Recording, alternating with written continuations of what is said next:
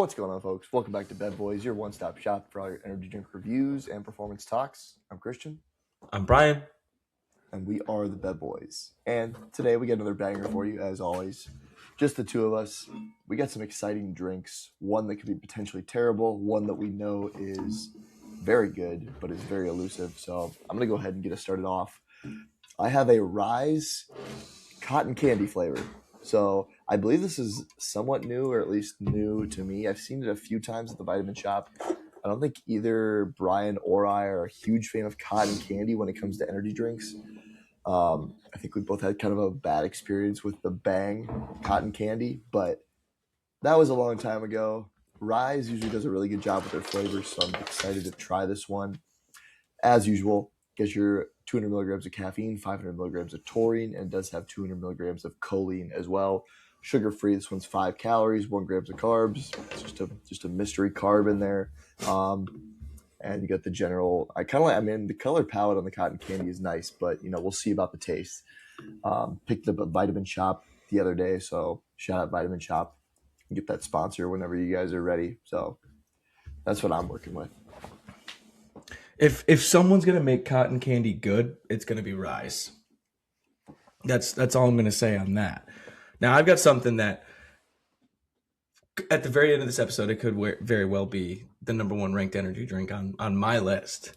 And we have been trying to get a hold of it. You and I had both gotten maybe like 1 or 2 each in the past 6 months, and they never made it to our recording day. No. But I was out yesterday. We were at Virginia Tech, and we were doing a track meet. There was a Rite Aid. I was like, let me stop and get an energy drink. Of course, they had these in there 2 for $5. So I bought 8. Oh. So I went and got the beautiful Ghost Energy iced tea lemonade. And I'm so hyped. I love the blue. I love the yellow. And bing, bang, boom. It's incredible. I want to crack this thing open. It's the same energy formula. So we have the carnitine tartrate. We have the taurine, the natural caffeine that does come from coffee bean. That's 200 milligrams of caffeine. 150 milligrams of alpha GPC. Incredible. We both are big fans of that. We have the estrogen in there and the neurofactor coffee, which provides a little bit more focus and energy. But I mean, that's just gorgeous. Yes, beautiful can. Beautiful can. Hell yeah. Pop top talk shop. Let's pop these tops. Ooh. And I'm going to go full. I'm going full Arnie Palmy on this. I'm going on ice. It deserves one of those. Oh, Lord, that's good. How's cotton candy? I feel like that's going to be either like, yo, it's not bad, or it's like, oh, it's actually really gross. Dude, first take, it's not bad. As I prefaced, cotton candy is kind of difficult to do in a drink. I feel like there's a reason why it's like kind of condemned to cotton candy itself. Like you don't really see cotton candy flavored whatever, but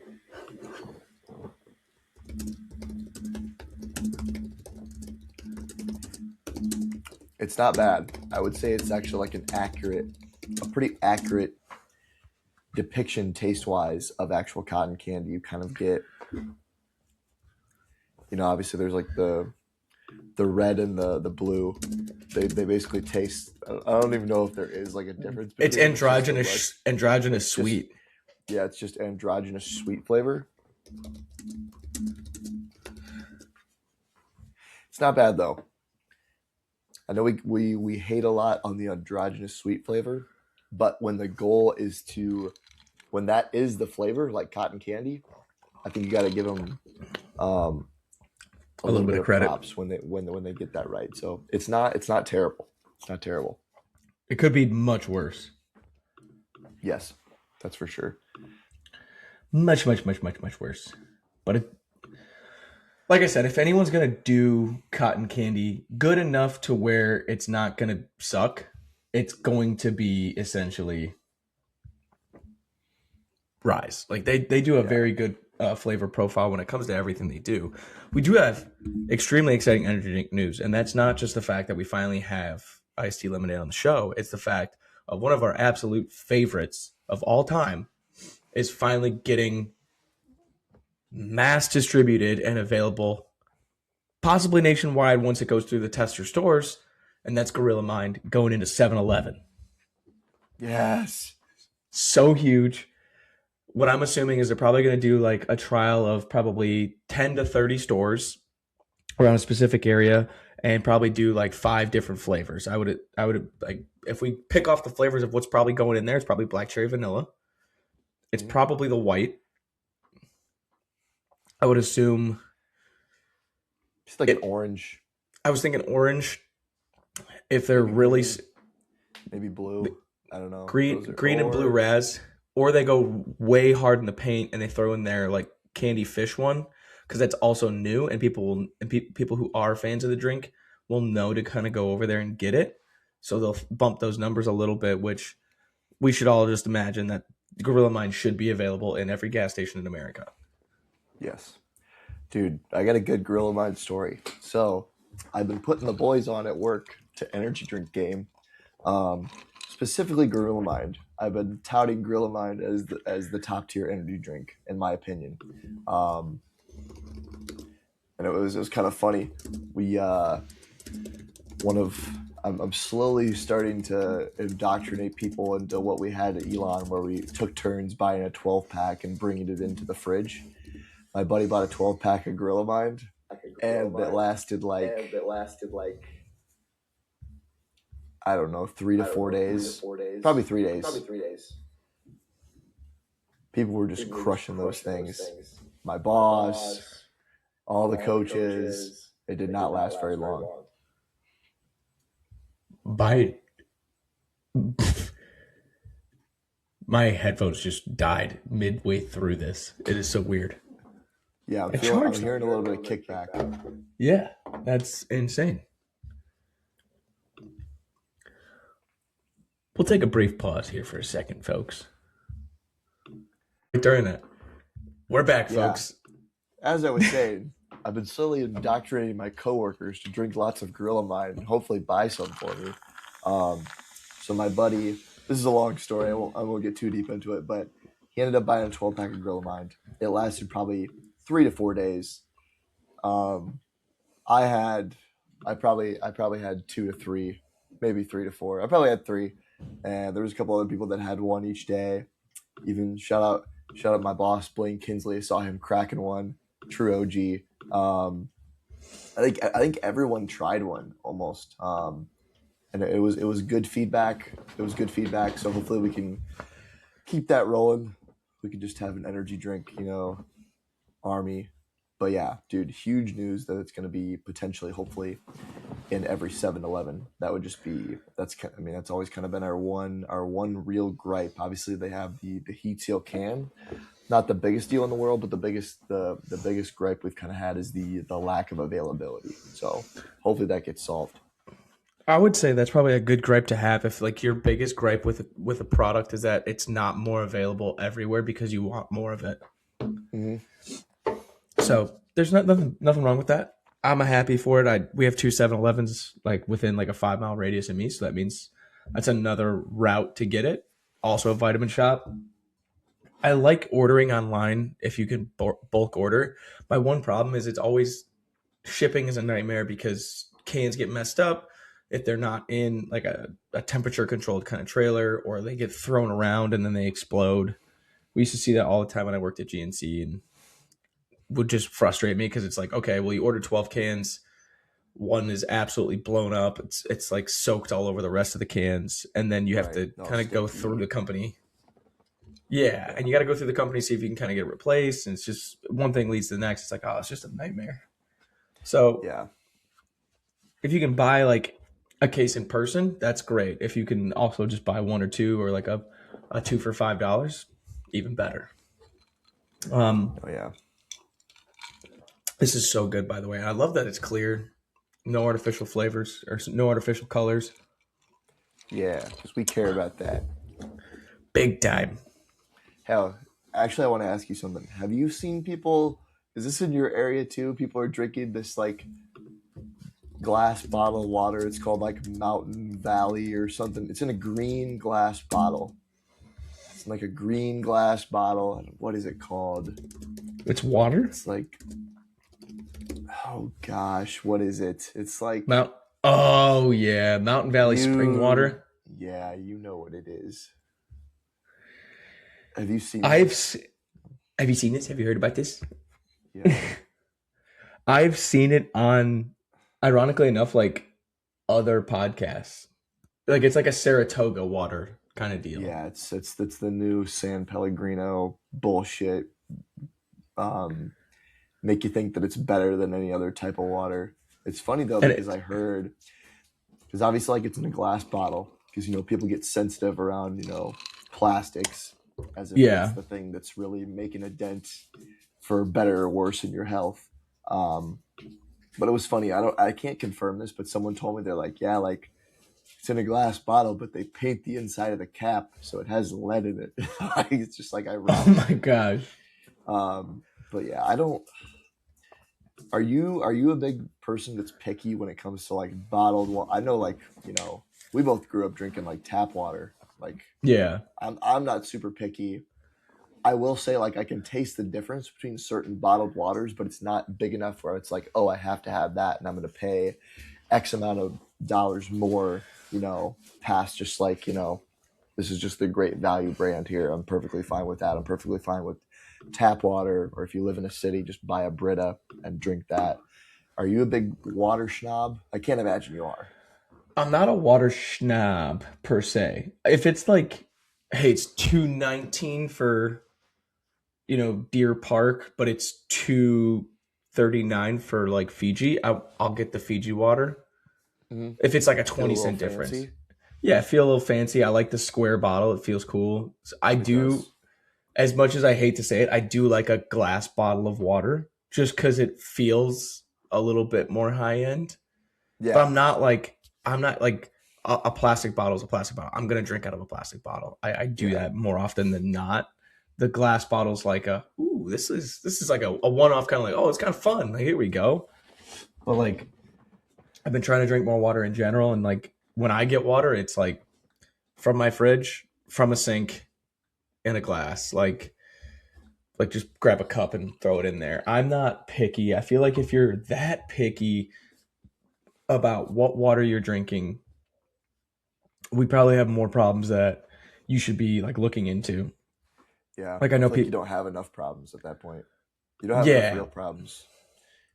Exactly. And like people love like the Wakia, it's like Ice Mountain water, or like Evian or Voss. It's like you are dropping like $5, $6, $7 for a bottle of water. Now I do like what's the bottle? Is it Core Power where it's got like the big cap? I like that because it's a fun bottle. So I feel like I end up drinking more water because it's a fun bottle. So that's more of like a mental trick than anything else. Mm-hmm. I don't think the water is any better than like, what is it, like Ice Mountain? Yeah, or Dasani or anything like that. That's the only one I will not drink is Dasani. Because for some reason it just tastes like Dasani. It tastes like a copper pipe. Yeah, I don't know. Maybe I just have like a bad, indistinguished palate.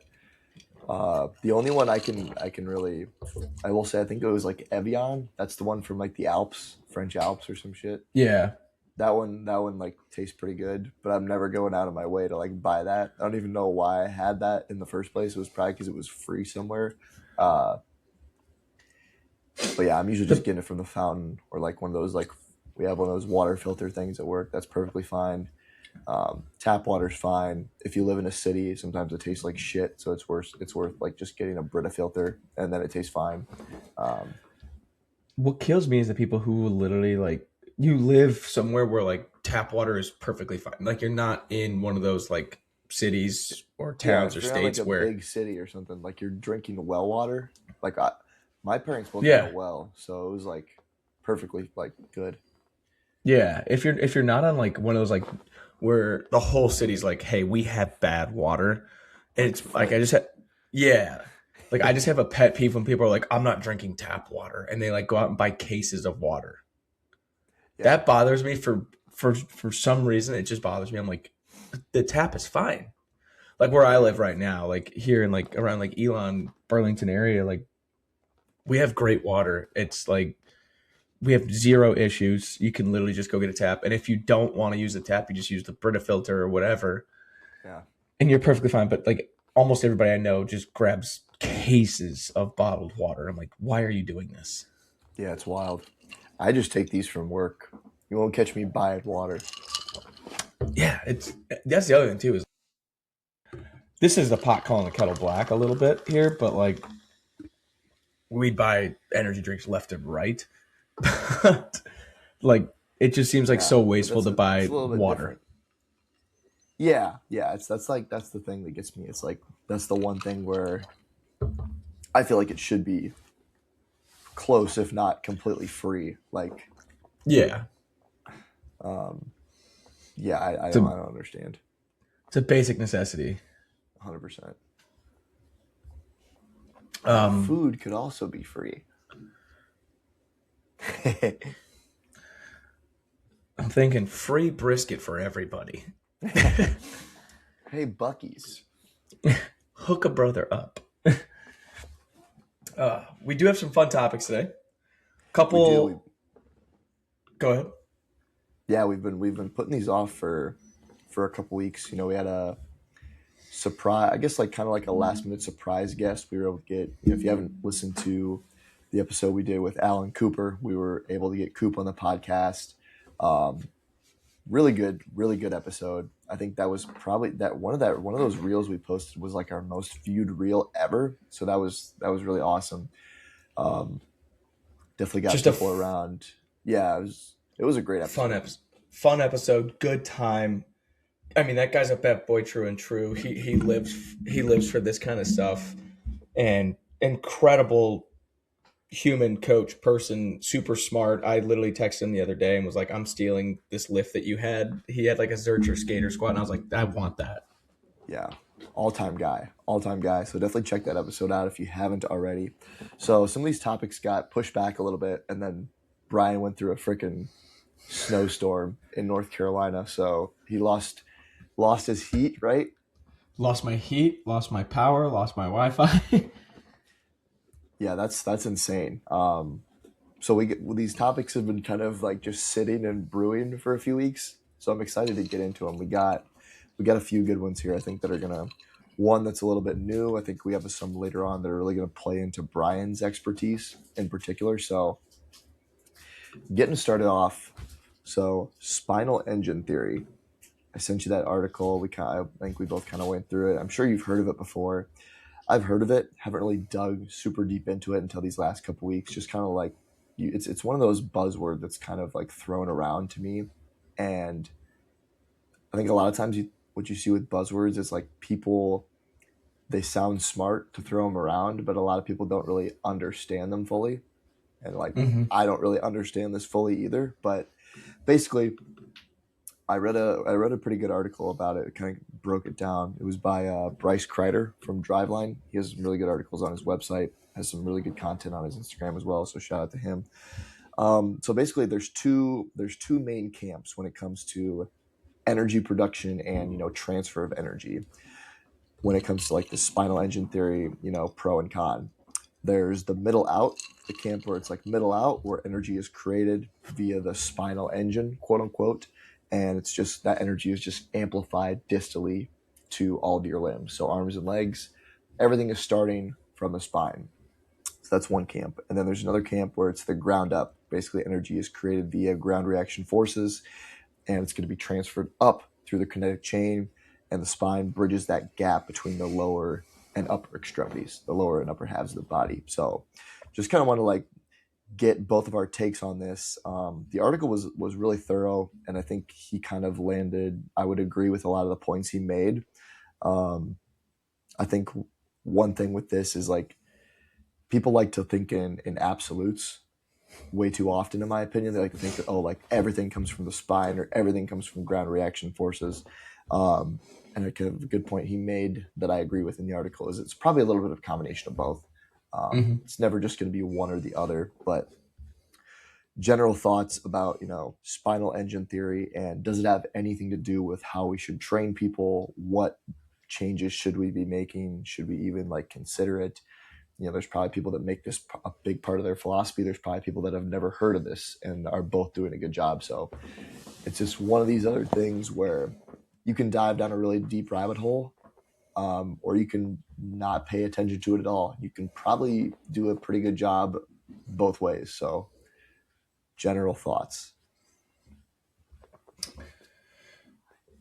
When we think of like the spine, we typically the first thing people like kind of go to is like axial loading versus non-axial loading versus the in to out or like the centralized to auxiliary like limbs versus like ground based and moving up where the spine then transfers the energy.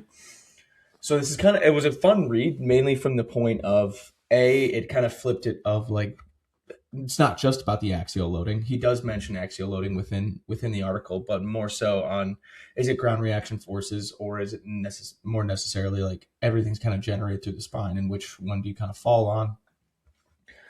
I like what you mentioned on the point of it being a little bit more so. It's not one or the other. That's not an absolute. Like there's probably things that are generated through the spine, and then there's other things where it's going to be transferred from the ground reaction forces from where your feet are essentially through the spine, whereas that kind of uses its twisting, extension, flexion, any of the torque, all that is going to then transfer through the rest of the body. Inside a lot of movements, I feel like it's going to be more so like a 75-25 split, where it's going to be more so ground reaction forces than it's going to be like essentially ran and produced by the spine. But I do think that the spine and the back play a large role in that, especially when it comes to like low back. Typically a lot of people will train like upper back musculature in a sense and think like that's a big thing. But like the first thing to give on a lot of athletes is going to be low back. You think of like volleyball players, you think of, football players, anyone who plays contact or has a lot of like ground contacts, the low back is going to be one of those things that can create issues. Now, however, when you kind of go here, there's other ways to look at it too, is like if the energy is created via the spine and then it is amplified by the limbs, does that change how you train everything, or do you still train the same way? Like even knowing that information, if that were to be not necessarily the theory, but if that really was how everything was, what does that kind of change? And if it does change anything, why would that change it? I look in like the terms of, just a great example, and this can lead to a next topic that we kind of go on to is like sprinting. When we come through that, when you're sprinting, you have a ton of ground reaction forces. Those always translate through the body from the ground base up. That's why we prep the ankle, with the law of joint relations, where it's like problem in the ankle, problem in the knee, problem in the knee, problem in the hip, low back, et cetera, et cetera. If that has been one of those theories that we start to see so much of, how do we kind of negate that? And maybe there is new information on there, and maybe Stuart McGill was completely right. It's always just pig spines and bird dogs. I like I said, I think I kind of fall in the camp of it's not one or the other. It's probably just a majority split towards like ground forces and like ground based movement patterns. Yeah, I would agree with that for the most part. I feel like the ground reaction forces are a little bit more important and, more importantly, a little more measurable, in my opinion. And there's a lot more research on like ground reaction forces.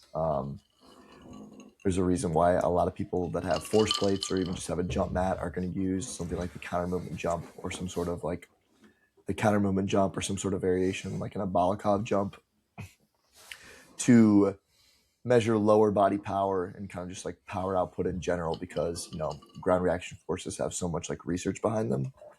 But I also think it might be different for different athletes. Like I think this gets thrown a lot around in like rotational and like throwing athletes, especially like whether it's like track and field throwers, baseball pitchers, softball pitchers. But at the end of the day, like, this might sound like a little bit over simplistic, but it's like it's all connected, right?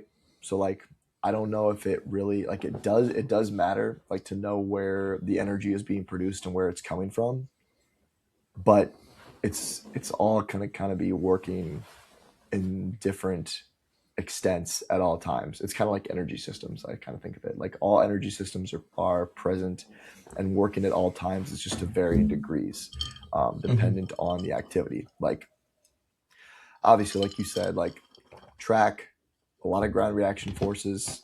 Obviously, the lower half is important, but also like you're getting some like a little bit of spinal rotation in like sprinting and stuff like that. So that's obviously also important versus like throwing. People may argue that the spine and like the rib cage is a lot more important than like a non quote unquote rotational or like throwing sport. So Mm-hmm. I think it could be different for different athletes. The article also touched on how like segmental range of motion and like segmental movement at the spine and the ability to deform the rib cage is really important. That's something that I definitely agree with, especially like the segmental rotation at the spine. I think a lot of people don't, especially like within like lifting culture in general. Most people are trained to just stay tight and braced and never want to like move their spine. They want to like keep that rigid spine, whether it's like in a back squat or a front squat or even like a deadlift or like literally anything. What's like one of the most common cues? You're telling people to like Neutral squeeze their spine. abs, neutral spine, stay tight, all these things that kind of promote like just like rigidness and never moving the spine. Obviously with those things, obviously it's more of a safety thing, and I think that's kind of we're kind of aligned with that. Like that's probably a good thing, but people don't train their spine to do what it was meant to do enough, in my opinion. And I've kind of like come to notice that a little bit more. Like rotation obviously is the big one. I think a lot of people are kind of in tune with that, but like spinal flexion, lateral like extension, stuff like that, moving your spine and trying to get it to like segment at each and every vertebrae. If you get someone who's like never done any of that stuff and just put them on like a light Jefferson curl, a lot of times you'll find that like they just can't curl their spine. Like they just have one or two vertebrae that's like doing all the bending, and then the other part is just kind of like locked up, so to say. And I would argue that probably puts you at like a larger risk for injury later on, because yeah, it's great if you can stay in that brace position all the time and not have your spine move. But what happens when you get into like kind of an awkward position, whether it be in your sport or like you're doing a really tough set, you're kind of pushing closer to failure, and you're not prepared to do that? I think that puts you at a little bit of a greater risk. So 100%. And you make a good point with like our Jefferson, like a Jefferson curl, like putting them into some kind of like Jefferson curl, Jefferson deadlift. You see just a ton of like hip flexion, which for the most part, a lot of people are more trained to do is use the hip flexion. But then you kind of have the argument of not just allowing the spine what it needs to do, but also just being, I guess, not a better athlete per se, but a more robust athlete to be able to differentiate and have like the kinesthetic awareness to say like this movement is generated through my back versus through my hip. And then we kind of look into more like an RDL where it's the hip is the generation of the movement. The back is going to be essentially a stabilizer.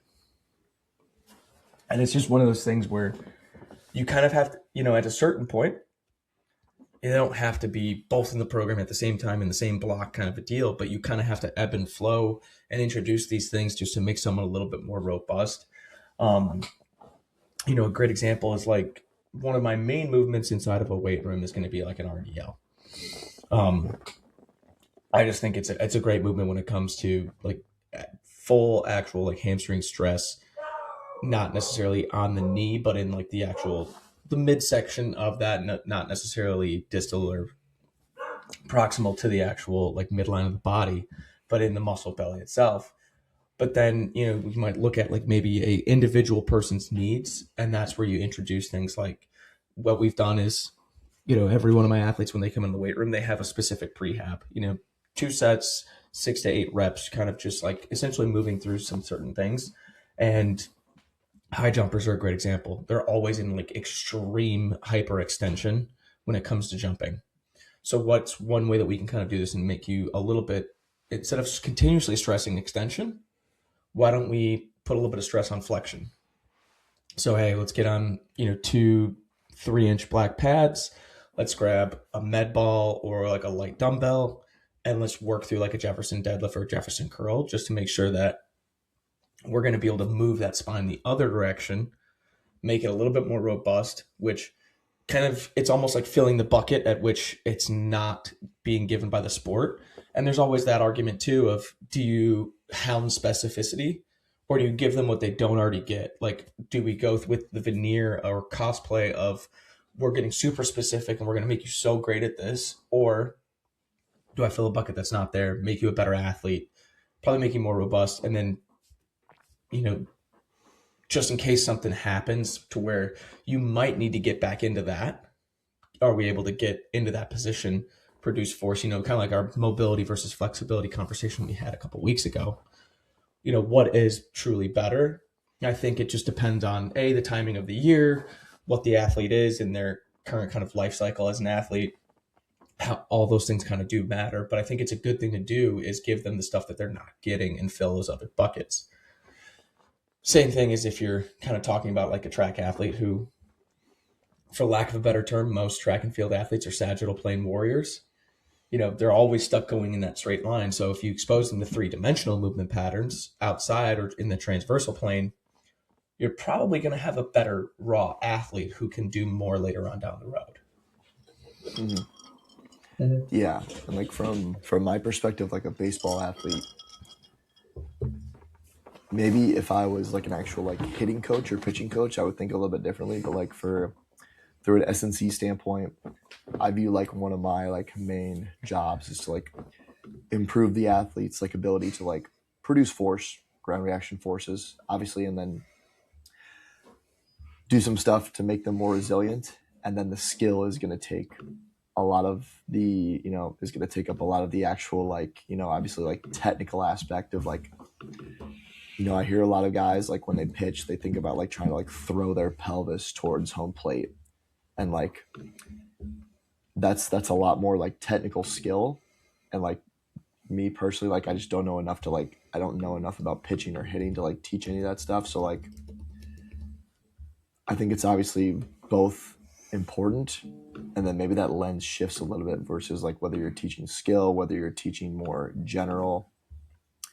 But I think about it like too, like if you're a throwing athlete, if you have more range of motion, say like in your spine, stuff like that, if you have more range of motion and more importantly are strong through that range of motion, that potentially gives you more range and more like distance to generate force through the ball, specifically like with pitching. So if you have that range and you're strong through that range, you can potentially use that to your advantage. So I think it's a combination of like improving force output capabilities, and then also doing some of the stuff where you're getting into these weird, funky, awkward ranges of motion and kind of strengthening through those, like kind of like the Jefferson curl or like super heavy side bends or stuff like that. This has kind of just like been on my mind just because I've been working a lot with the guy I'm going to be working with in AAA. Connor Rooney is super into like the just like spinal stuff. I know Coop had mentioned it on that episode, but he just has like a ton of like really good ideas about how to like get people into like different positions that they kind of haven't been able to get into before and try to like strengthen those ranges, especially for pitchers. So that's just kind of been something that's like on my mind lately. So I think it's a combination of both. And then obviously like I can't speak for like the skill side as much, but hoping to kind of dig into that a little bit more this year. So but yeah, it's interesting thing to think about. I think there's a video that goes around when talking about this, and it's like a video of a guy that doesn't have any legs and how he's like walking. I don't know if you've seen this before.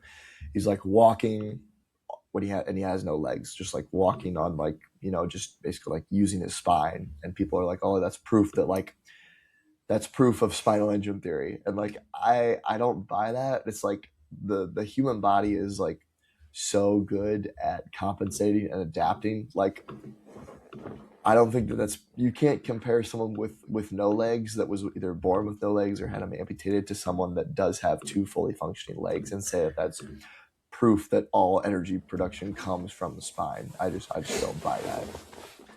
You almost have to have essentially, like, I can't remember the study that was done, but it's like the nature versus nurture, where they had two identical twins. Everything is the same at birth, raised in completely different environments, and it's like one's going to adapt to life one way, one's going to adapt life to another way. Because that's just the human nature in it, you can't say this is just the way it is.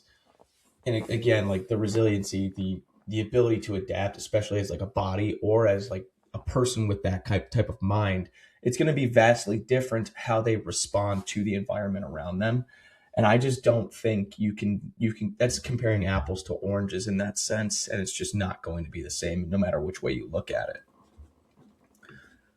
This is a sidebar while he's walking out, but man, we are 28 minutes into the episode and I've got like almost nothing left in this. It's so good.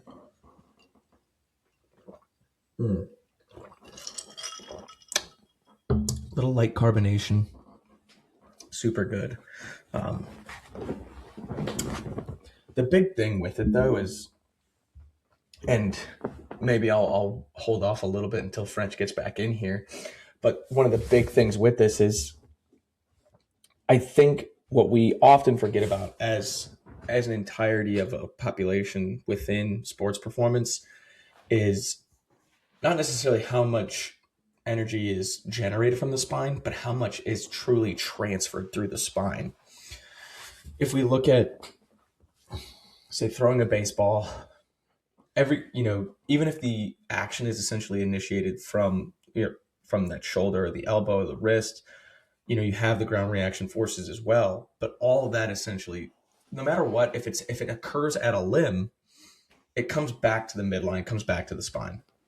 That spine is going to, like I said, flex, rotate, extend in every which way, shape, or form. It's the discs will rotate, the spine itself will flex sideways, extend sideways, rotate through, running, sprinting, even just walking. Your spine is going through torsion. It's going through flexion, extension as it connects to the pelvis, the rib cage. How many people just kind of sit here and sit up? I'm just grew 3 inches standing in my seat here, or sitting in my seat. But all of this stuff is typically done with an energy transfer through the spine. I think that is one of the most overlooked pieces of this, like, kind of spinal engine theory, is how much the spine is involved, not necessarily generating it, but involved within the transfer of the energy itself. Yeah, no, I do think it's like a big part of transferring the energy. I think that's part of the reason why you see, obviously you do see like back injuries in baseball. Like, what's the most common injury for a pitcher? It's either shoulder or elbow. I think that's part of the reason, because like you're generating so much force through ground contact forces and through the spine that are a lot of times greater than what the shoulder and the elbow can handle. It's what's going to break down at like the weakest point. Honestly, I'm a big believer in that. It was good to see, though, just something kind of be a little bit different versus kind of the typical arguments that you see within performance. And this one's just expanding a little bit outside the norm. So I think that as far as it's concerned when it comes to those kinds of things, it was fun to kind of read through this, and it makes you kind of question a little bit of your typical belief system when it comes to things. Yeah. I'm looking forward to kind of asking some people about this too and digging a little bit deeper. Another thing that I was kind of just glossing over around the time I read that article was this thing called Friet's Laws. I don't know if you've ever heard of them. There's like 3 laws that are pertaining to specifically like spinal anatomy. It's just 3 different principles. Principle 1, when the spine is neutral, side bending to one side will be accompanied by horizontal rotation to the opposite side. Principle 2, when the spine is flexed or extended, side bending to one side will be accompanied by rotation to the same side. Principle 3, when motion is introduced in one plane, it will modify or reduce the motion in two other planes. So this is like simple, like kind of like anatomy rules, but just I think it was Steph that was talking to me. He was like, I think like a lot of those things when it comes to like spinal stuff are kind of just like a spin-off of like those Friat's laws, like just like basic laws, and then people kind of like extrapolate them to either make them mean more than what they are, or they try to come to like a different conclusion, whether it's to because they actually believe it or to kind of, sell their system or whatever it is. So I don't know, I'm looking forward to kind of like hopefully asking some people about this and kind of coming back to it maybe at a later time and with some different viewpoints. So 100%. It's trying to figure out essentially what's what, who's what. And I guess this kind of goes into like our next week's show, which is our book review on, Think Again. And it's just really kind of just questioning what's happening, who's going to what. Do you truly believe this? Is this the only way to do this? How, so on and so forth. And we'll obviously get far into it next week, but I'll be excited to kind of bring stuff up like this during that conversation. mm-hmm. Yeah, I think that's a good transition point into some of the other topics we had. So this is a discussion that we had as a staff a couple of weeks back, and it was talking about like curved sprinting, how the mechanics are a little bit different. We were talking about, different ways to help improve people's like sprint mechanics, whether they're front side, back side. And I'd be interested to hear kind of your take on this, especially with, a 200-meter runner, a 400-meter runner. You have to, a lot of the portion of that race is around the curve. Oh, I think Brian just disappeared. Brian just disappeared. Yeah, basically what I was trying to say is when you're running like a track race, like a 200-meter or a 400-meter, anything where you have to run around the bend, like a greater extent of that race is going to be on a curve. And I think people don't give that enough credit. So, and clearly like a curve sprint is not the same as a linear sprint. You're having to lean into the curve. If it's track, you're obviously always leaning to the left. When it's sport, you're running to the left, to right, whichever direction you need to. And, looking at a little bit of research, curve sprinting is usually going to occur a majority of the time in sport. Very seldom within like, soccer, American football, any sort of field sport are you going to do like just a straight line sprint. It's going to have a little bit of a curve to it. Some other just general notes. Inside and outside legs are obviously going to play very different roles when you're sprinting on a curve. Inside leg will probably observe a little bit longer ground contact times. I would say that's probably because it's in a more like flexed and bent position, because that outside leg is in more of like an extended position and making you turn to the other side. So just kind of wanted to discuss. Brian, are you there? All right, so back after a little bit more technical difficulties today. So next topic we kind of wanted to cover today was curved sprinting versus linear sprinting. Now this is super important because I think a lot of people, it's cool to do linear sprinting, to test linear sprinting, but in a majority of field sports, the majority of sprints are going to come. I think like there's a soccer study done. I think it was like 80 or 85% of the sprints were like curvilinear, not in a straight line. So when it comes to field sports or even like track and field, unless you're running a 60 or 100, 200 and 400 meter sprinters, like a lot of that distance is going to be around the curb. So I think you definitely have to train that and appreciate how like the mechanics might look a little bit different.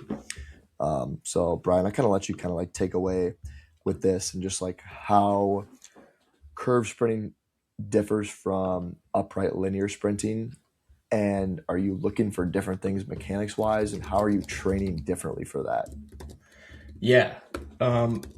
I guess we'll start from like the training perspective when it comes to like the weight room. Anyone who's going to be essentially sprinting, I'm gonna want to work on the entirety of the circumference of like the lower limb or the limb itself on the leg. So quad and knee, hip, as well as hamstring, adduction, abduction, so as the whole picture is always going to be apparent to me, mainly from the perspective of, like we had talked about, of being like a full three-dimensional robust athlete. I never know if someone's going to have a misstep. Like even in a 60, if you step outside the frame in the lane, the adductor is going to have to work to get you back into frame. So I want to make sure that that's good. Now, if we look at it from like a field perspective, same thing. You're going to have accelerations, decelerations in a three-dimensional pattern. You know, you'll probably have more so of like the hips being flipped and whatnot, but that's a big thing. Now, when it comes to training on the field, we're going to see a lot of variety of different positions. In track and field, we typically have like essentially a couple different phases, which is different, but also the same from like a field sport athlete. We'll have initial acceleration, which is like 0 to like 5 steps at most, full acceleration, late acceleration to transition, max velocity phase. And then from there, that's when you kind of get into speed endurance 2, specific and special endurance. Now, when you get into like a field sport, you kind of cut that off at max velocity. You're not extending into those speed endurance pieces, but the max velocity and before is very condensed. So your early onset acceleration, or you're overcoming inertia and that like having that kind of initial takeoff, that's probably about 3 steps.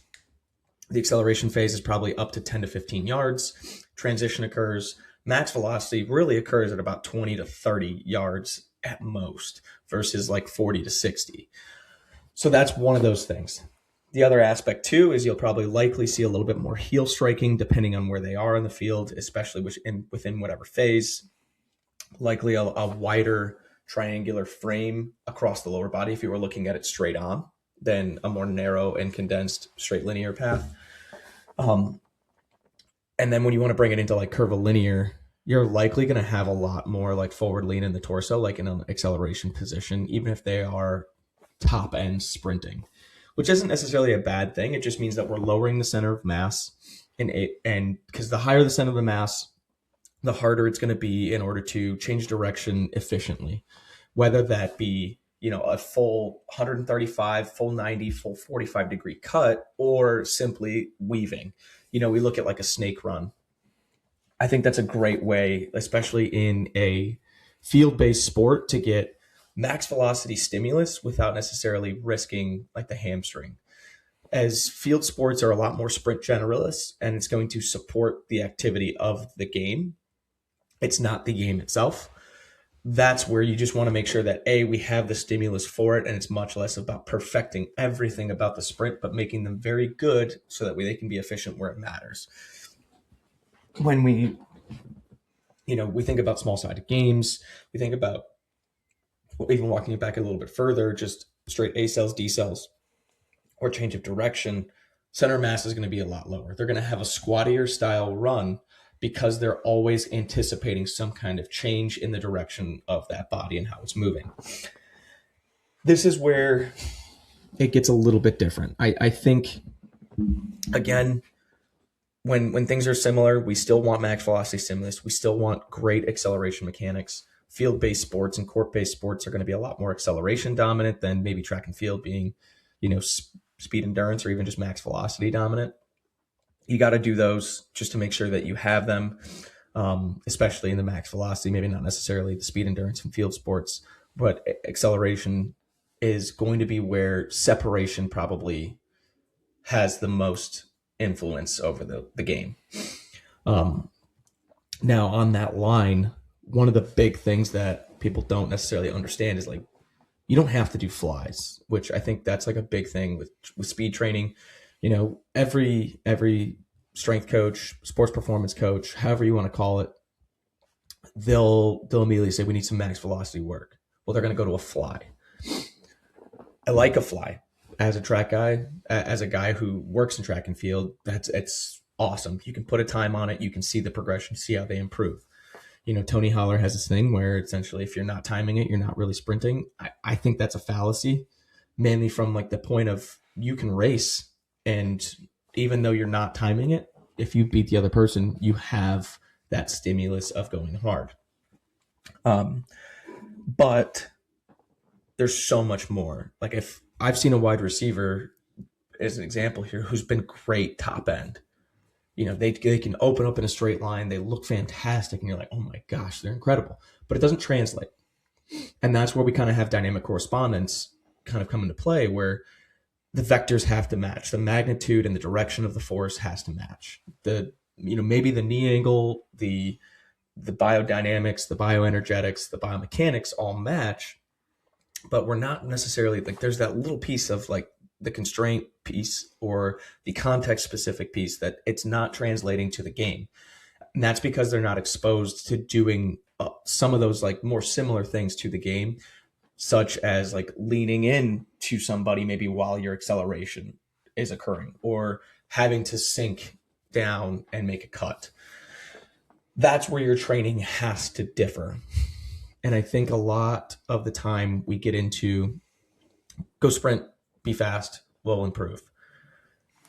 There is a certain level of subconscious behavior through motor learning and motor development to where you're going to be able to have that and make it occur within a game. And I know like I keep relying on the make it happen in a game. But that's where when we do a simple needs analysis, that's where it's going to come from, is the game. How many times when you say, as a DB, here's a great example, right? They might be able to open up straight up and rip something super fast. But can they do that after hitting a 5-yard back pedal into a shuffle and then open up and run? At the very end of it, maybe it's a 20-yard dig route and they have to plant that foot in the ground outside their frame, right? But now that we haven't trained that a ton, we're not able to essentially plant off the outside foot, have that triangular frame from knee to pelvis, and then cut back from it and reaccelerate in a very efficient manner. Maybe they're taking 15 choppy steps and they're already beat. Those things are very different. Again, same thing with like, we think of like a snake run. And I know I brought this up early in the conversation, where maybe you have cones laid out and you're performing a chase. That looks like as, a soccer player that's kind of maneuvering around that field, around the pitch and making sure that you're able to get there, but doing it fast. Maybe that's a kickoff or a punt team where you kind of have to weave a little bit while you're getting forced out and in the coverage. Those pieces are very, very context specific. And that's where I think the largest discrepancy between sprint training, like in the sport of track and field, or sprint training within a sports performance environment, play vastly different roles. As similar as they are, where you need to understand the mechanics, you need to understand what looks right, what doesn't look right, but knowing that not only does each individual athlete need something differently for their individual model, but understanding what each sport needs for their individual model. I know the SMU lab, they're always studying like a lot of the gait cycle and what that looks like and what is necessitating for each sport. A sprinter in track and field looks vastly different than an American football player, and I know that that's like one of the most too common that get compared, but the American football player will naturally be a little bit more backside. They'll probably have a little bit more anterior pelvic tilt. The sprinter will have that, tall chest position, maybe not as much like kyphosis where we're kind of like leaning that in and rounding the shoulders, kind of bracing for impact. Those are all things that come into play that you have to understand. Maybe not emphasize within your training, but understand that that's going to be different and knowing that limitation. And there is a certain, when I kind of go back and forth and I'm training sprinters for, 9 months out of the year in person, seeing them every single day, I'm working those sessions vastly different than how, the other sessions when I'm with football, those change and it's completely different. Now you can pull pieces from one or the other, but you have to understand it's not going to be apples to apples. On paper, it looks like it. In reality, you're apples to grapes to oranges to, blueberries to blue raspberries, which aren't even real. Yeah. What are some of the main differences between training track and football when it comes to sprinting? Are there things that like you're okay with letting football players get away with because you know the sport is so much different versus track, or are like the base mechanic stuff the same and just kind of like the methods and obviously the distance is a little bit different? What are like the main differences between training those two I think for you? I think the biggest things that are similar are essentially really in the acceleration positions that you have. Your top end, you want, say football to look as similar to track and field as possible, but understanding that like the torso position will be slightly different, pelvic position will be slightly different. Um, their distances will vastly vary. I think that's a huge thing that people need to understand. It might be way tougher and a lot more strenuous for a football player to hit a 30 plus 10 or a 30 plus 20 than a track and field athlete. A track and field athlete, day one, you can start them on a 30, 20 plus 10, 30 plus 10. You kind of have to work into that with a football player. That's a long distance for them. Um, the other aspect being is like I had mentioned earlier, is like your phases and those distances now get condensed on where they're hitting those specific pieces of like a sprint, the acceleration, the transition, the max velocity phase. Those are all vastly different. Training wise, like you look at, I know we talked about a pre-show was like wickets. Wickets are fantastic, um, but they're great in a 12-person group. You know, I think a wicket that you're standardizing spacing at 3 yards is a rough estimation, and it's probably doing more harm than good. I know for a fact when I do them with track and field, I have literally a rope taped out from a wicket spacing chart where it starts at like I believe 5'7" on one of them and 5'8" distance split, and then it grows by 2 to 3 inches depending on which one you go every 3 wickets. You're not going to do that for football. Number one, because most of the time when you're training an on-field session, you now have 100 guys that are on the field. How are you? Number one, how are you going to set up that many wickets? How influential are you really going to do any of that? Like the logistics of your session matter so much, especially within a football setting. But you can still easily use another thing from track and field, which would be dribbles, to get forefoot striking, to get striking underneath the hip. Those two things can be more comparable than, say, using a wicket. I think resisted sprinting is a lot more. And that's not that it's not beneficial for track and field, but I think it's a lot more beneficial for football because within the sport, you're probably going to have resisted sprinting, especially in an acceleration zone. If you're a lineman, you're probably pushing against somebody as you sprint. If you're a receiver, you're probably getting pressed. All these different factors, those play parts in the game where it may be more so for the athletic development and holding a position for track and field, but the emphasis is essentially more specific to the task of the game when you're actually in football. So those two pieces are ones that people need to consider. And the other aspect is I there was a time when I GPS our track and field athletes. It's a lot easier to not, to be honest. Number one, because every distance is going to be different, and you're trying to map 12 to 15 individuals versus like an overall game plan to see what's going on or how much is truly being covered versus like, did I match enough of what I had originally planned? Those are two different things. I think the other aspect too is like a warm up. In a football player's warm up, even in an off season schedule, we're probably going to be super 3 dimensional, very varied, microdose some kind of sprint stuff in there, but overall have them prepared for the session at hand, which is likely going to be far more 3 dimensional. A track warm up, number one, whether anyone likes to believe it or not, like track athletes are very type A. Everything has to be very similar. If something feels off, it's essentially that it's going to feel way off for them. And with that, so something very repeatable, maybe a little bit more stale, but that they can just diligently remember, and they know that if they hit this, they know they feel good.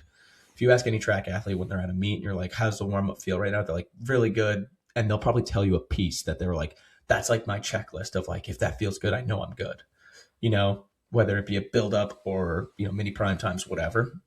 Whereas a football player, they're going to be like, yeah, it was good. Like I'm sweating. Like I feel like I'm ready to run. It's a lot different personality types. So understanding those constraints and working around them is another big thing. And having again, it's a difficult thing to flip that switch, but I think if you're capable of doing it, you'll be able to put a better session at hand just because you'll understand the population a little bit more. Yeah, that was really good. I want to touch on wickets a little bit more. Mm-hmm. What do you think about, like, obviously you can't set up wickets for every person individually unless you're working with a super small group. Thoughts on setting up like three different, like, say if you have a bigger team, three different lines, like a small, medium, large, quote unquote. Do you think that's still too broad to have it be effective, or do you think that could potentially work? Like, guys, I was talking to one of our guys who used to work in football. He said they would have one line for guys that were like, under 5'10", another one for like 5'10" to 6'2", and then guys were over 6'2", and they said that kind of generally got them in the ballpark. And then you could kind of see as they went through if it was like super off, if they just had like weird anthropometrics for their height, you could make them switch a line. Do you think that that's still too broad to actually be doing something, or do you think that could potentially be helpful? People are When going we to think hate about this. football, obviously, Yeah. like you're coming from like a track where you want to be like super, super specific. People are going to hate this answer, but I think it depends. Um, I can go by height, right? By general height, and then probably modify you by limb length. However, like a football team's height is so varied, right? We look at a lineman and a starting wide receiver. They could probably be very similar in height, but their sprint speeds are vastly different. So their stride length, along with frequency, are two different things. So you may be like throwing linemen over to the smallest one because they just typically don't have that strength context specific in sprinting to be able to do that. And then if that's the case, are we wasting too much time in things that could be mattering more in that sense? When we look at like a 12-person sprint group, I'll probably put, 2 or 3 sets of wickets down based off of just 12 people and Mhm. put them into that. And even then, that's when you're kind of like, some of this might not be as replicative as I want in this very specific setting, but I'm getting as close as I can. Now we multiply that group times 10, and now we have it much larger and probably more problematic. And maybe I'm reinforcing and overstriding, things like that. I don't necessarily think it's as replicative or as useful as we'd like to believe when it comes to like a football setting, especially when there's other things that are probably more beneficial for that population. Does that answer change if you just take all linemen out of the equation, just skill? Because I think we can argue that like linemen, they don't really do a lot of upright sprinting in the sport. It's Yeah, usually between like 3 and maybe 15 yards most. Does that change if we just only go skill players, or is it I think so. still the same? I think so because to a certain point, it's like, what defense do you run? Do you run a 3-4? Now, all your outside linebackers, sometimes putting their hand in the dirt, are they now considered a lineman or are they a skill? Semi. You know, do you have a 6'8" linebacker who's 260? And, he's probably a freak, don't get me wrong, but is it beneficial for him to be doing that? You have to play those games, and it's unfortunate, but where you'll almost get to like an overthinking, but it's easier to, in a sense, and maybe it's a cop out. It's easier to be like, this isn't worth the strain of me having to think and classify these players in different buckets on a sprint thing, or the session prep and how much we have to set up for this for essentially 3 to 4 reps. When in reality, we could do dribbles, and you can address a lot of technical aspects during your aerobic development day as not only upright rehearsal, but bioenergetic development, along with like a functional capacity. Because the other thing is too is how much their load for work capacity is probably really high. Their load for functional capacity in with holding those positions is a lot lower. A football speed session is probably pretty quick. 4 to 6 reps in terms of like the actual sprinting being done, outside of an acceleration one of those days. True top end sprinting, you're not probably loading them up like you might with a track athlete, where you can go repeats with rest until they fall, 0.1 outside of their range, or whatever it may be, or 0.05, whatever the standard deviation is outside of the normative value. Because again, it's it's for the stimulus first, much less it is for the training itself, right? When you're on a field with a football team, you probably hour and a half, right? And that's in a workout, right? So you have time constraints as well, and facility constraints. On a track, your practice is hour and a half to 2.5 hours with long rest, where your warm up alone is 30 minutes. So these things are vastly different, and it's like, how do we consider the constraints of those as well, not just the demographics and the anthropometrics of who we're dealing with, but like all the other pieces. And does this flow? Does this make sense? The other thing too is, are you going to be spending too much time on something that may not necessarily influence the success or failure within them performing the sporting action? It's such a difficult thing to have to kind of cross and argue with yourself. But I think with football, number one, I know Nick, when he was on Heck's podcast, he said something that a lot of people did not like, but I agree with it. And it's very similar to like kind of eating in your own kitchen. A football player is going to be very adept to listening to somebody who's pretty strong or looks the part. Like any football player in the country, Heck could walk into a weight room and they'd be like, that guy probably knows a lot about strength. We should probably just do what he says. Vice versa, if you're able to demonstrate that you are extremely fast and like those skill position groups, I've experienced this myself, to where they're really adept at listening to what I have to say when it comes to the on-field performance and like sprint stuff. Having that and being able to say like, you need to do this very simple cue and focus on this rep will probably get you further along than if you were to add obstacles or external constraints or cones or wickets or whatever and say, make it through this. You're not giving them an obstacle course. You want to give them a cue to make them better, right? And then maybe that's like a nugget of knowledge, but I think sometimes when we do this and we set up training, we often use items and instruments to cope with the lack of functional knowledge that we have for the task. And having less is a lot more a lot of the times. That's really interesting, because I think there's definitely two camps on that, where it's like, I've talked to some people where they think like that, more on more of the focus should be on the cues, less on the constraints. And then some people think that they should just set up the drill and let the drill do the coaching, so to say, and less cues is less. And like most things, the answer is probably more so in the middle. I think it's a little bit easier to want to be like, okay, if I set up this, it'll do the coaching for me. And it can almost be a little bit like lazy. I think if you're doing that, you probably want to make sure that you actually like know how to coach it without that too. Like, yeah, you don't want to always rely on just solely giving a lot of cues. You don't want to only rely on solely using constraints to do all the cueing for you. I think that's interesting, because there's definitely people that think like the complete opposite. Like I work with people who think the complete opposite, and like it's good arguments from both sides. And I'm not necessarily saying like just overcoach everything, more so on the sense of pick your battles. You should allow the athlete, in my opinion, to have self-exploration and try to figure it out. Mm-hmm. And then when they can't, that's when you intervene with something simple. A lot of times you watch somebody do tempos, and as they get more and more tired, you're like, okay, well now they're falling apart. It's like a very common thing to say is like, we're falling apart here, like can't hold positions, blah, blah, blah, blah, blah. Okay.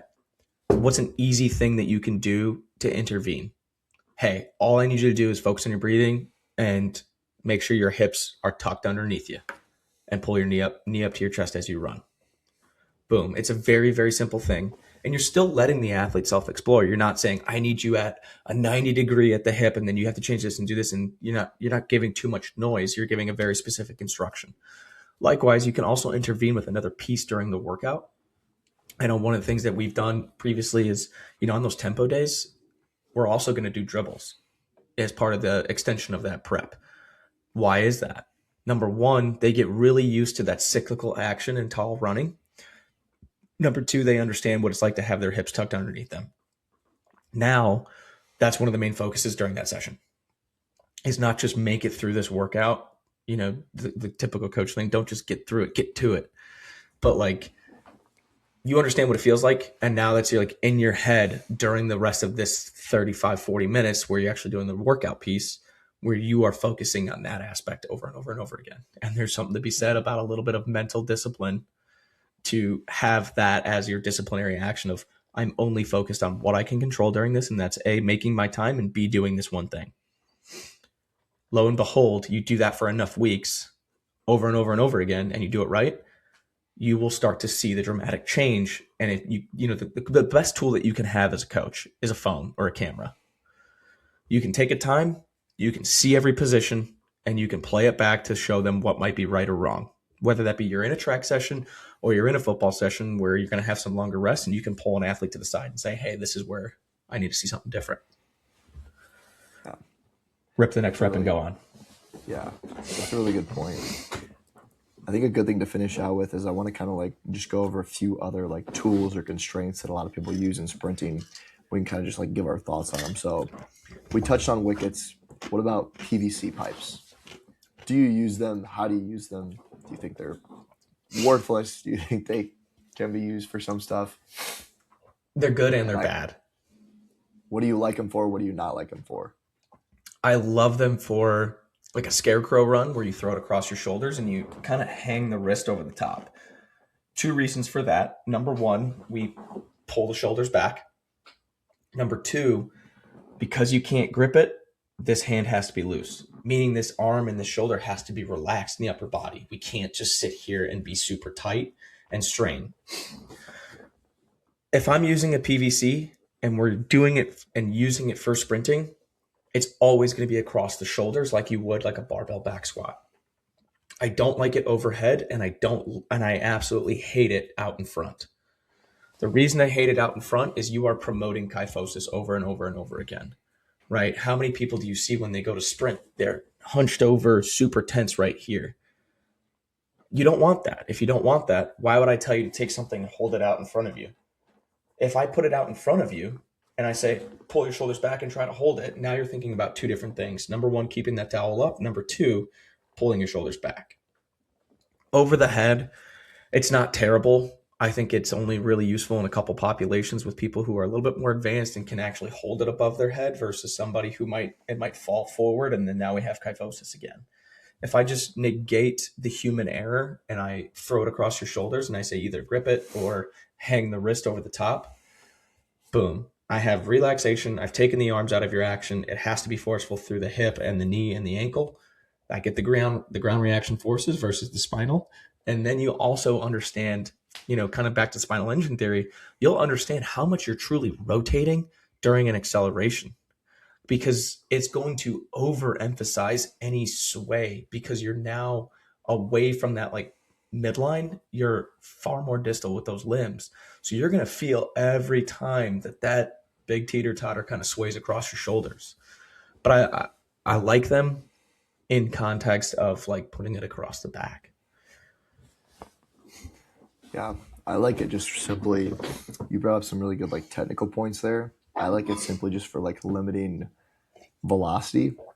Mm-hmm. Like, it's a really good point. Like guys that don't do a good job of actually like getting fully upright and are kind of hunched over, but you see a lot of it in baseball just because like you never really get upright in baseball. But I like it just for like simply like limiting velocity too. Some guys you can tell them to go at 70% and they only know all or nothing. So that can be like a good implement to just be like, all right, I'm going to give you this. And if you're not, toning it down enough, we can just give you this and it'll automatically like limit you to, X% of your top speed. So what about med balls? Med balls is a little tough too. I think I'd rather go with a PVC. The med ball is great in something where you're going to throw it, in my opinion. You give somebody an 8-pound med ball, and now we've just kind of exasperated the negatives I meant with the PVC. And you're not necessarily going to throw it across your back. But if I put you in a half kneeling start position or in a double kneeling start position and I have you throw to initiate your sprint and chase it, well, now I've just kind of essentially made it like a loaded sprint where you're going to have to overcome that and make that initial inertia happen, right? I like them in those contexts. I think they're useful tools when used appropriately. Anytime you're resisting, not in a rehab sense, I think it should be in an acceleration position versus upright mechanics. If you're upright mechanics and you're resisting, I think we're going to put more strain on, like, we kind of negate the risk reward of like max velocity sprinting. You have a lot of strain on the like post chain in max V, but you're also getting the stimulus of max velocity on both those, the muscular tissue and the central nervous system. If I weight you down top end, we get a lot of strain, almost more on that hamstrings and that post chain without getting the reward of true max velocity, right? Whereas, kind of like you mentioned with the dowel, we can get a lot of intent without necessarily as much intensity. Now you're kind of maxing out intent, maxing out intensity, and leaving that big chunk of a neural stimulus, which I think is, especially in a sports performance sense, much less a track and field sense, you really want that. Mm-hmm. Yeah, that's a good point. Speaking of resistance, what do you think about like resistance, whether it's from a band, Run Rocket, 1080, X or Genie? I'm kind of like I'm kind of in the same boat as you. Could be like chains or sled too. I think it's best used in like acceleration. A lot of times, especially like with athletes like outside of track, it's tough to teach. It's almost easier to teach like the position you want in acceleration when the athletes can actually feel it by being forced into that position with enough resistance. And then once they feel that and they kind of get into that position, you know, you can be like, hey, did you feel how that was different?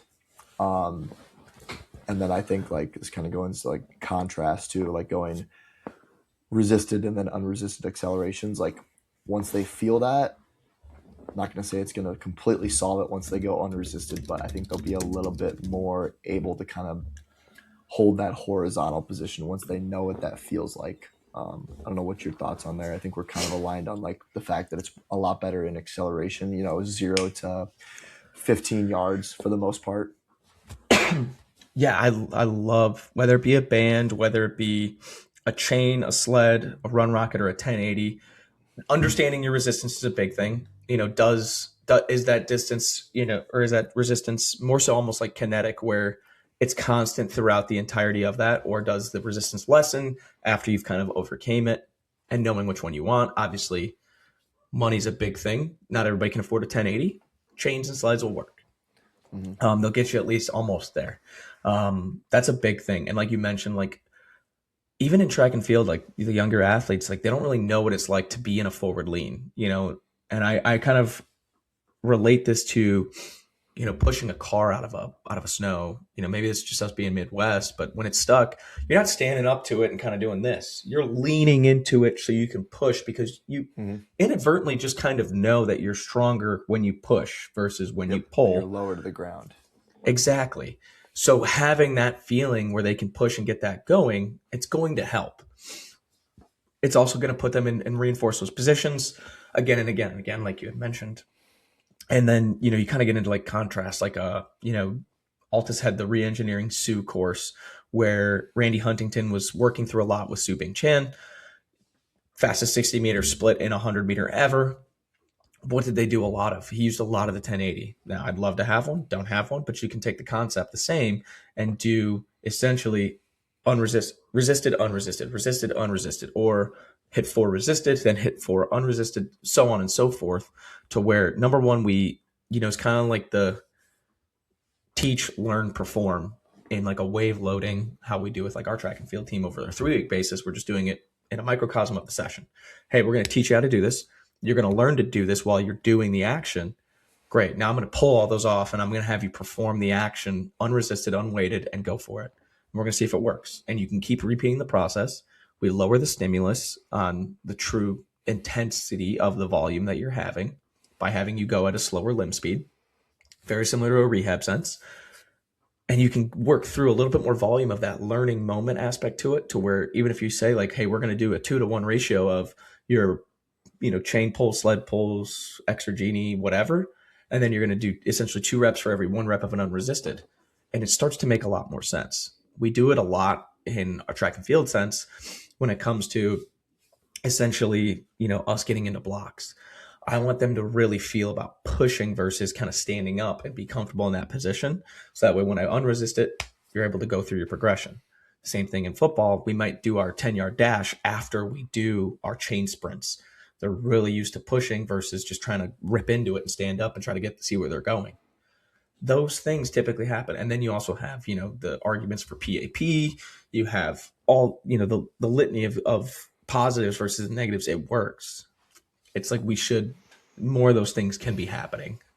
Now, I wouldn't necessarily extend that out in an upright fashion where it's like, hey, go rip a 40-yard chain sprint and then go rip a 40-yard dash. But I think in an ACL position, especially where it's a lot less fatiguing, you can essentially shorten that rest period a little bit. That's where your bread and butter is going to be made and the money's going to be made. Nice. Yeah. Are there any other constraints that you would use in either football or track and field? Those are kind of the main ones that I can think of, but other people always have more ideas.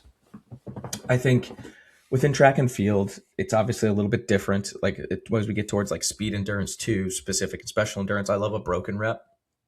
We're going to run broken 200s as we kind of prepare for our conference meet. What's a broken 200? Hey, I'm going to have you run at around 95%, which they don't necessarily know what 95 is. So I'm going to tell them, hey, this is your time frame. You're going to wait 90 seconds. Lactic is going to set in, and then you're going to fight through that last 80 from that point and carry through. So it's very, very specified, or as we call it, specific or special endurance to the event. And it's kind of like that last piece as we go from a general to specific in the training. Then in football, I love two of the most underutilized ones are cones, man. Cones and I know soccer uses them a ton, but those sticks with the spike on them that you can weave in and out of. Mm-hmm. Set them about 2-3 yards apart, and you're gonna, as you look through it, 2-3 yards apart, but maybe 10 yards, and you got to weave as you hit your sprint, or put cones down in an S pattern, hit a snake run.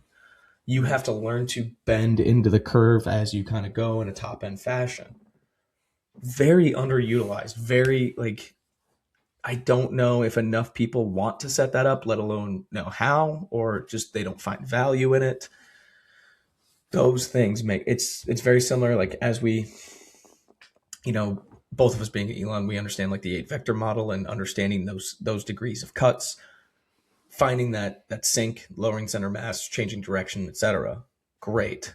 This would be an expansion of it where that non-linear sprinting or that curvilinear becomes a very large emphasis within sport, because they don't necessarily line you up on a kickoff and, they say your lane is, lane 1 and you're straight down the field.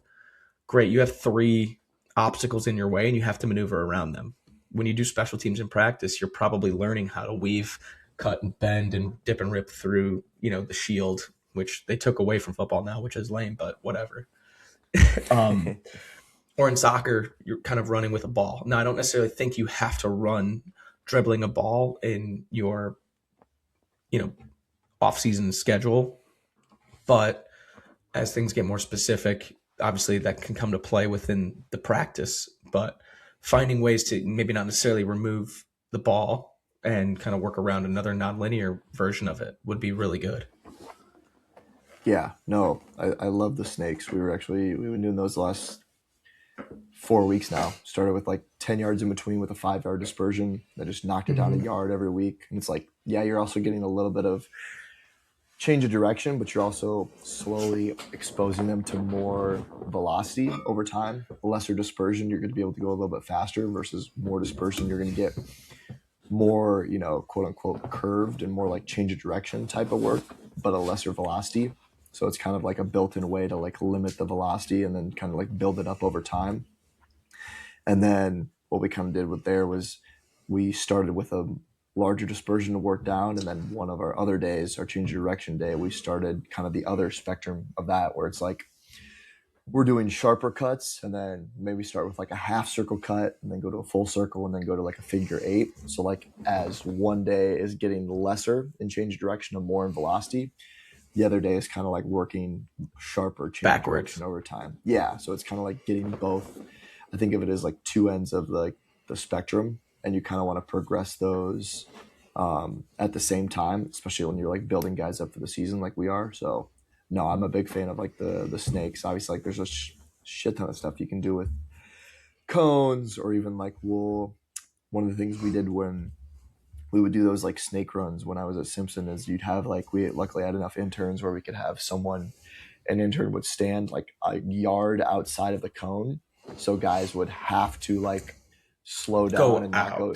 Yeah, because that's another thing. Like people will like cut inside, so you got to watch out for that. But like, okay, you're either gonna run this guy over or you're gonna do it right. That's a pretty good motivation to not mess it up. So, so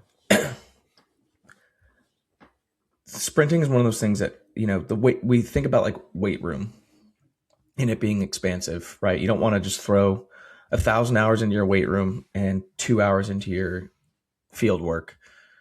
Sprinting is almost its own thing. It's even in sports like American football, to where it's got to have that equatable thing. And your field work is, you know, you wouldn't necessarily look at like coaching a front squat or a back squat and having to develop so much technical knowledge of that one lift, right? Whereas even though it's only, say, 35% of your field work or 30%, you have to have a very expansive set of knowledge in order for it to be done appropriately.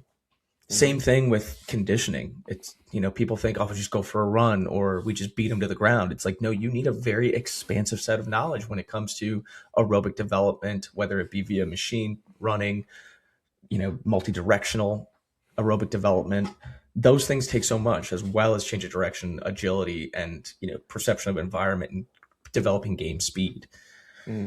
Plyometrics, same thing. Understanding your volumes, your trainings, your emphasis on each one. Those take so much time, and it's, you know, this might be a hot take. Maybe I'm going to be the one that's interviewed on Bev Boys right now, and I'm going to give my hot take on the industry, is that people don't understand enough about the field work and how much that truly can correlate to the success or failures of being in the right positions, not necessarily the wins and losses, but being in the right positions on the field and being able to be successful. It's the same thing as, you know, having a speed reserve and understanding that if you can run 10 meters per second, for the lack of a better term, 80% of that will be 8 meters per second. But if someone only has 8.6 as the top speed, then they're down to like, you know, 6.1 or 6.2 meters per second at 80%. It's the same thing as if you have your game speed where you can only operate at, say, 85 to 90 versus the speed reserve. If we can improve that, and not only just improve the top ceiling, but shrink that to where maybe everyone starting at 70%, you can only operate there, and we can shrink that gap and bring your game speed up to the threshold to where you can operate at almost full capacity. We have a better shot at mitigating the failures of a technical or a tactical inefficiency because we're athletic enough to overcome that. You know, you've seen somebody who gets burnt right off the line on a, you know, watching right now, it's Super Bowl Sunday. Someone gets burnt off the line first play of the game on a fly route, but they're a freak.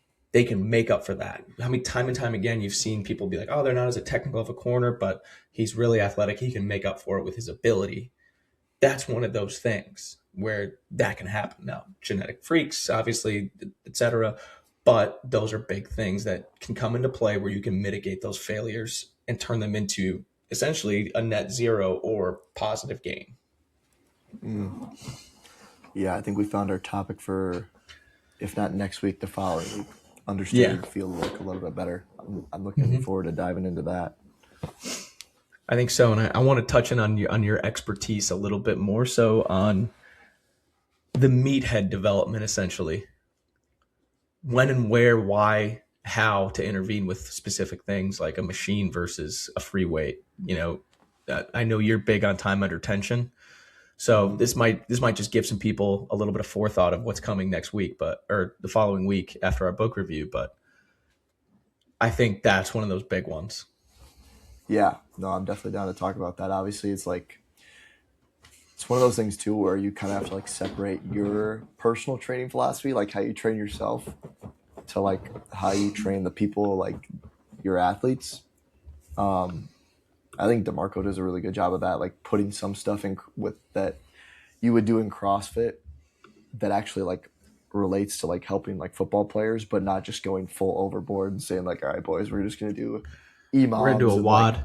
yeah, like we're just gonna do wads. Like you got to be like careful with that. But like I mean, I've said this like ad nauseum. Like you have to take things from like various fields of like strength and physique sports because like strength and conditioning is kind of like the baby of all of those different fields. It's been around for the least amount of time compared to like I guess you could argue like CrossFit's a little bit newer, but like powerlifting, bodybuilding, Olympic lifting, sprinting, strongman, stuff like that. So like, um, and I think another thing is just like not being like married to one technique or a special exercise, like thinking about like what's the just reverse engineering like the adaptation you're trying to induce, and then you can, I mean, as long as you're adhering to those like physiological principles, whether it's time under tension, whether it's RFD and like rate coding or whatever the goal is, there's a lot of different ways you can accomplish those things. And I think that's one thing that like working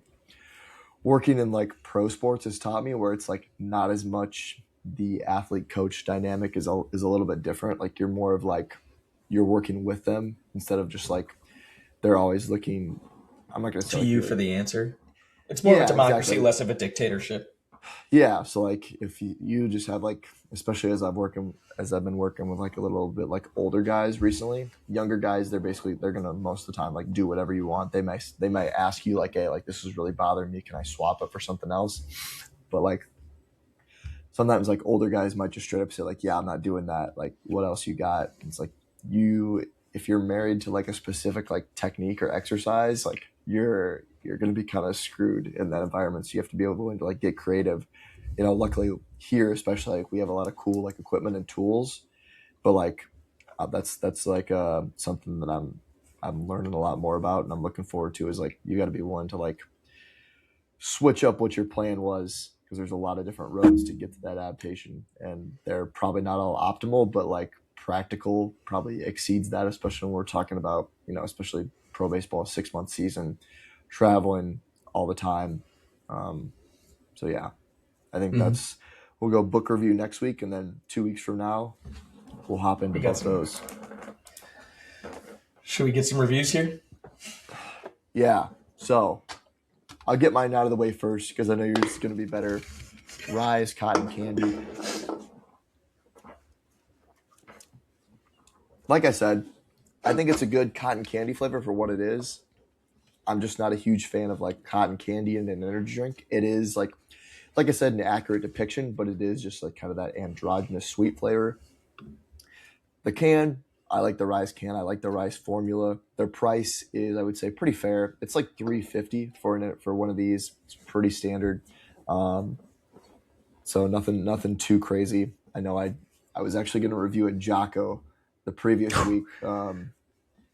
I did it on my own. It wasn't great, and it was like $3.50 also for a 12-ounce can. So the flavor is what's really going to knock this one down. I'm just not a huge fan. Again, I think they do a good job on making the flavors accurate, but I'm just not a huge fan. It's kind of tough to rate this in this sense, but it's probably not something I'm going to pick up again unless it's like in a pinch. If I have to choose between this and like I don't know, like an original like full sugar monster, I'm probably taking this. But like if I have this between this and like a white monster, probably taking the white monster. Overall, I'm gonna be a little bit harsh. I'm gonna go like a 5.9. It's better than most. Just the flavor, I'm just not a huge fan of. The Ghost Iced Tea Lemonade. Number one, I love it. Now, I'm going to say this. Do I think it? My one knock is I think it may be a little bit better if it was uncarbonated. It has very light carbonation, but I love the Sebum uncarbonated iced tea lemonade. Now, when you consider all factors, number one, love the color scheme, the light baby blue, almost Carolina blue with a little bit more green hue to it. The yellow, the can looks incredible. Ingredient list, it's, Ghost is one of our all-time favorites. I think the only thing that maybe, I don't want to say better, but just obviously more overpowered is the Gorilla Mind. And then it's literally my favorite drink of all time. It's iced tea lemonade. Mhm. I don't mean to be that guy, but I'm very sorry. Sour pink lemonade. We're going back. You are now a 9.9. The Ghost iced tea lemonade is now the perfect 10 that is currently out there. As far as anything, it's the perfect 10. I love it. This is it. I want to put my face next to this can in every way, shape, or form. Ghost, if you're out there, please send us cases. It's so hard to get a hold of. I had to drive 3 hours. I was in Blacksburg, Virginia, and had to find this at a Rite Aid. That's my only knock. like, I can live with a little bit of carbonation because it's still great. It's not like, oh, that detracts from the flavor or anything. It is kind of a different thing. That's kind of cool. My only knock is it's the same thing with like Gorilla Mind. It's not everywhere. It needs to be everywhere. Yeah, I'm looking for it. Yeah, I can't even buy it on Amazon. It's kind of wild. I know. I think honestly what happened was they had so much of it. Oh, you can DoorDash it for $30. um, but it became such a popularized flavor. I think that when it first came out, it got so bought out. They weren't prepared for it to be the flavor. You know what I mean? They kind of rolled it out like everything else of hey, we're going to make X amount because it's an original flavor versus a brand deal where the brand deals typically go larger. We'll make it a little bit of a, more so limited time, or not limited time, but limited stock. And everybody bought every one of them. And they were like, oh my God, this is amazing. And now as production is trying to catch back up, it's everyone is, as soon as the one flock gets released, it's picked off the shelves. And they're always kind of almost in in this back order kind of aspect to it where it's we got to just hold all of your stock for a month or two and then flood it back again to catch up because it's incredible. Well, there you have it. As always, guys, thank you for watching. Make sure to leave us a review on Spotify, subscribe. It's really helping us get into the algorithm. YouTube, Apple Podcasts, Spotify, wherever you're getting your show. If you did like it, recommend it to a friend. You know where to find us on Instagram, both Bed Boys and our personals. Stay tuned for next week. We're doing book review, Think Again by Adam Grant. It's going to be a really good one. Looking forward to it. And then as we touched on towards the end of that episode, we'll get some good topics lined up, potentially maybe try to sneak in one more guest before, hopefully spring training gets pretty crazy. But yeah, stay tuned, guys. Appreciate you guys as always. We'll see you next time. Peace. Peace.